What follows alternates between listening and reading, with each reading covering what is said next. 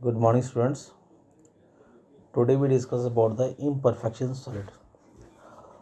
Already we have talked about the type of solid. There is two example, amorphous and crystalline. आज हमने ये सोचना है कि imperfection यानी किसी भी solid में कमी कब होती है. When we are deviate arrangement of atom in a regular manner, then the imperfection occur. अगर मान लो अगर आपको along X axis Y axis और जेड एक्सिस अरेंजमेंट करनी हो in a regular manner in a given lattice point of a space along three dimensional different direction and one of the atom is missing from or deviate from its initial point, the defect will appear. जैसे मान लो बेटा simple सी बात है, एक के ऊपर एक ईंट रखनी हो और एक बीच में से गायब हो जाए तो वहाँ पे एक स्पेस बन जाएगा. That we called as imperfection and that imperfection is called as point defect. जैसा आपको यहाँ पे मेंशन कर रखा है यहाँ पे. ओके तो यहाँ पे आपने ध्यान रखना है कि इन चीज़ों को कि डिफेक्ट्स आर जनरली गिवन. आपको दे रखा है एक तरह point defect. Point defects are classified into three types, stoichiometric, impurity and the non-stoichiometric.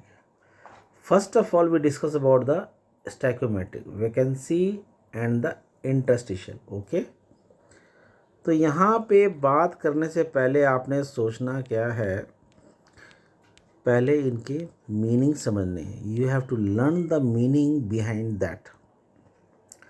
Vacancy means a space is lying vacant, खाली जगह है.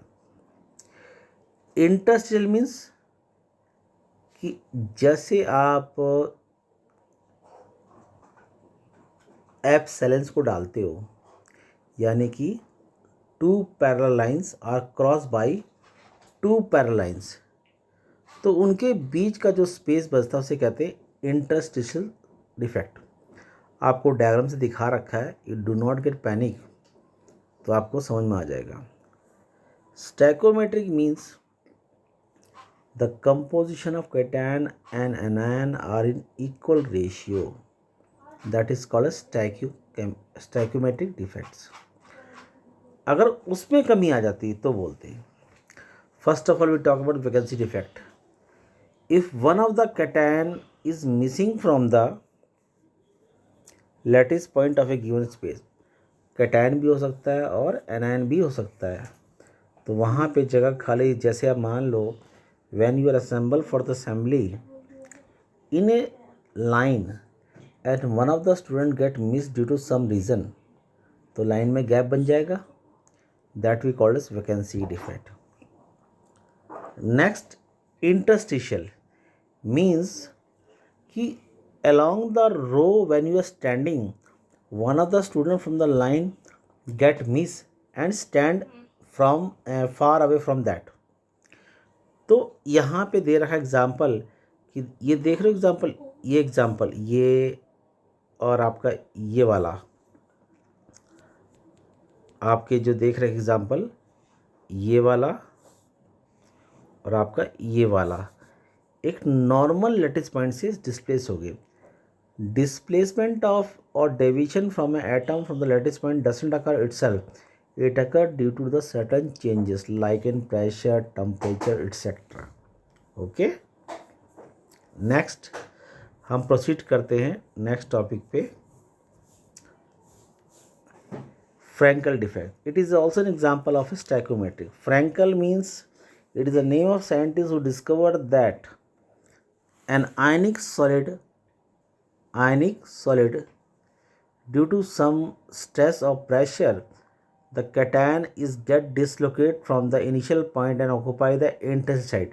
आप इसको ध्यान से देखो कि आपने यहाँ पे देखो कि एक पॉजिटिव अपनी जगह से मिसप्लेस है. And this defects appears due to the small coordination number and due to smaller size of cation. अगर बोलते हैं कि अगर आप मुट्ठी में बंद करो तो पहले वही निकलता है जिसका साइज छोटा होता है. Okay, is that clear? For example ZnS, silver chloride, silver bromide and silver iodide, इनका ज़्यादा है क्योंकि the difference between the cation and anion is a larger. Whenever the difference between cation and anion is larger, this defect will appear. Next, we talk about the Schottky. Schottky is the name of scientist who discovered that in a given ionic solid, when the equal number of cation and anion are the missings, then it called. यानी कि अगर आप मानते हो कि solid दे रखा है positive negative, दो पॉजिटिव दो नेगेटिव, या वन पॉजिटिव वन नेगेटिव, और थ्री पॉजिटिव और थ्री नेगेटिव, इट्सेट्रा, अगर अपने चीज़ से गायब जाते हैं तो उन्हें कहते हैं Schottky. In both the cases, अगर ऊपर smaller the size of cation and the lower coordination number है तो यहाँ एग्जांपल है because of higher coordination number. Okay, तो यहाँ पे दोनों केस में कंडक्टिविटी बढ़ती है, डेंसिटी डिक्रीज करती है, मगर फ्रैंकल में density will remain same because one of the cation is missing from lattice point and occupy the intersection side. यानी वो कोई मिस नहीं हुआ, वो पूरे उसके अंदर ही है. तो density remain same but the conductivity considerably increase. Okay, तो यहाँ आपको नोट दे रखे हैं तो आपने नोट को फॉलो करना है. ये नोट्स आर द रीजंस कि अगर आपसे पूछता है these are the questions why density of Frankel defect do not get affected, why the density of an ionic solid in Schottky defect get affected, what is the reason behind that, what is the cause, what will be the effect on conductivity. These are the different types of homework that are given to you. आप अगर कोई theory part पढ़ रहे हो तो उसको homework पर काम करना भी आपकी जिम्मेदारी है. Okay, next we are talking about impurity defect. Okay, impurity means we are adding something from the original. कि जो चीज़ जैसे दूध में पानी मिलाओ चल जाता है, मगर दूध में नीला रंग का पानी मिला दोगे नहीं चलेगा. In that case if an ionic given solid, example आप NaCl ले लो, MgCl2 ले लो, whatever you want to take it, or in that given solid if you are going to dop means adding an impurity of higher cation.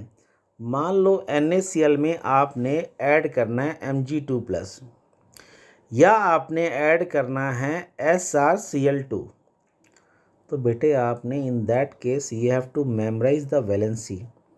Na की valency +1 होती है मगर Mg की वैलेंसी +2 होती है. अगर एक Mg ऐड करोगे जिसकी वैलेंसी 2 है तो 2 Na वहाँ से मिसप्लेस करने पड़ेंगे, और जब दो जगह खाली होगी in that only one can be occupied and one remain vacant, तो that will called as cation vacancy. That will called as cation vacancy.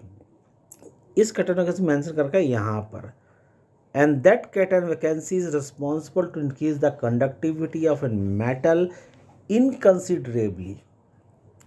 तो यहाँ पे अगर आप देखो कि आपने 2 Na निकाले हैं, if you have removing the 2 Na plus and 1 Mg2 plus is added, तो it maintain the neutrality, the number of chain will remain same, density will remain same, but due to the vacancies created the conductivity will increase more than 10%.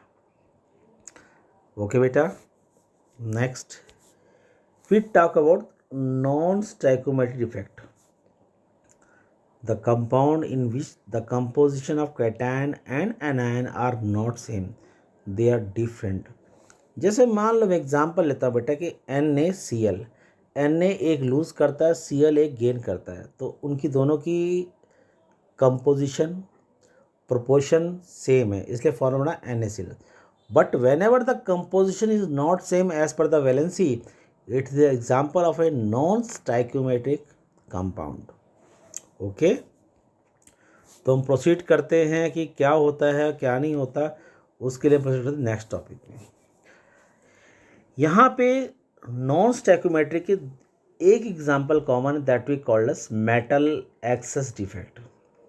There are 2 example regarding, one is F centre and second one is metal access defect. Okay, तो यहाँ पे आपने note करना है, ध्यान से देखना कि होता क्या है. मैं आपको स्क्रीन में लिख रहा हूँ, ध्यान समझना. और आपको रिएक्शन ले रहा हूँ। NaCl को आपने हीट किया तो यहाँ बन गया Na पॉजिटिव और Cl2 गैस के मॉलिक्यूल फ्री हो गए और आपके पास रह गया एक इलेक्ट्रॉन फ्री।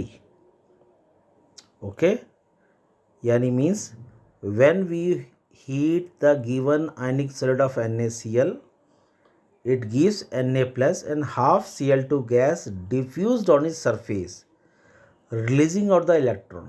यानी कि गिवन आयनिक सॉलिड में एक Cl वहाँ से क्या हो गया है, गायब हो गया है।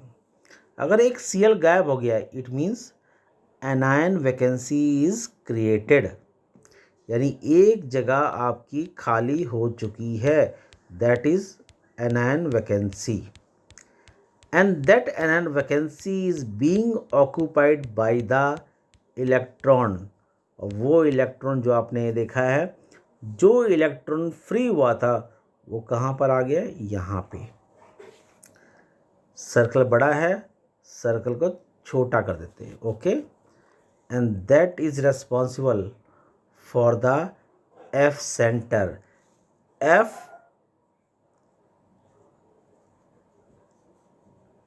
सेंटर और that is responsible to impart colour.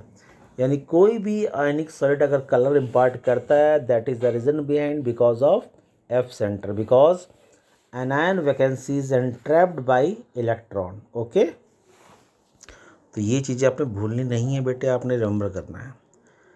Next is example belongs to NCERT, that is zinc oxide.